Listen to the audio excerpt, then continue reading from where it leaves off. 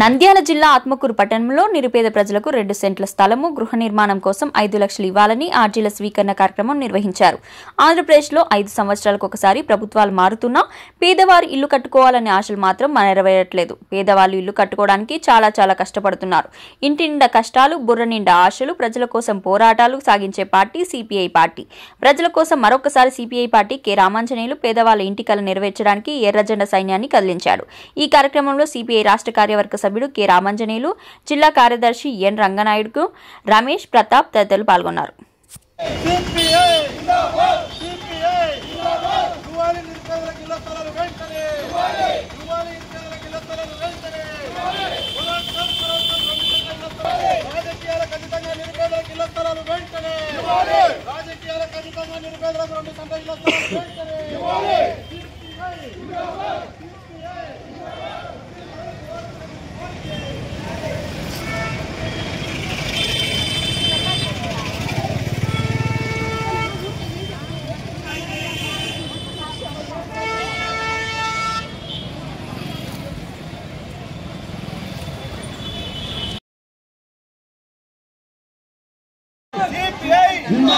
ఆత్మకూరు పట్టణంలో పేద ప్రజలకు 2 సెంట్ల స్థలం వెంటనే ఇవ్వాలి. 2 సెంట్ల స్థలం వెంటనే గృహ నిర్మాణం కోసం 5 లక్షల రూపాయలు వెంటనే ఇవ్వాలి.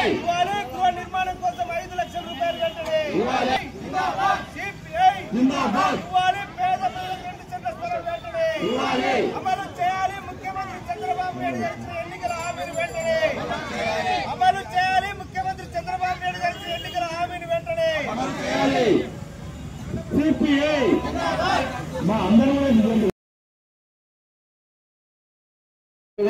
గవర్నమెంట్ అధికారంలోకి వచ్చే ముందు సెంటు కాదు మేము 2 సెంట్లు ఇస్తాము, గ్రామీణ ప్రాంతాల్లో 3 సెంట్లు ఇస్తామని చెప్పి జీవో ఇచ్చారు.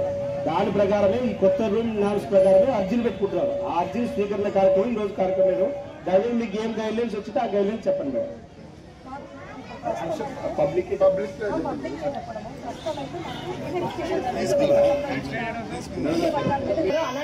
అక్క చేయండి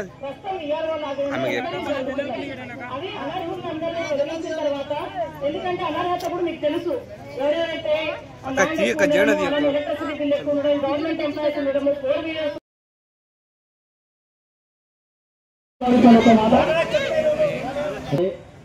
మరి ఎంఆర్ఓ గారికి అర్జీ ఇవ్వడానికి ఇక్కడికి వచ్చాము. ఇక్కడ మండల పరిషత్ కార్యాలయంలో తహసీల్దార్ గారు ఇక్కడే ఉన్నందున మనం అందరం కూడా ఇక్కడే వచ్చాము. సరే, సందర్శించేటువంటి వాళ్ళకి 3 సెంట్లు స్థలం ఇస్తాం. ఇంటి నిర్మాణాలకి మరి అనేకమైనటువంటి ఈ సిమెంట్, ఇసుక తరగతి ఉన్నటువంటి రేట్ల ప్రకారంగా జగన్మోహన్ ప్రభుత్వం 1,80,000 మాత్రమే ఇచ్చింది. నేను అధికారంలోకి వస్తే 5 లక్షలు 4 లక్షల రూపాయలు ఇస్తామని చెప్పాను. మరి సిపిఐగా మనం చెప్పింది ఏమంటే, అయ్యా 4 లక్షలు కాదు, కనీసం 5 లక్షలు ఇవ్వండి అని చెప్పేసి అర్జీలు తెప్పించే కార్యక్రమాన్ని చేపట్టడం జరిగింది. అది ఆత్మకూరు పట్టణంలో ఈరోజు చేయడం జరిగింది. మరి ఈ సందర్భంగా చంద్రబాబు నాయుడు ప్రభుత్వాన్ని కూడా మేము విజ్ఞప్తి చేసేది ఏమంటే, ఈ మధ్య కాలంలో జీవోలు కూడా విడుదల చేశారు. ఆ జీవోల్లో గతంలో ప్రభుత్వం ఎవరైతే ఆయన చాలా సార్లు మంత్రిగా ఉన్నారు.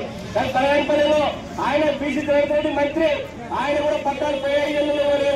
అన్ని కూడా ఈరోజు చాలా మంది నిరుపేదలు ఇల్లు స్థలం లేక, కట్టుకోవడానికి ఇల్లు లేక, అనేక ఇల్లు అద్దెలు కట్టలేక ఇబ్బందులు పడతా ఉన్నారు.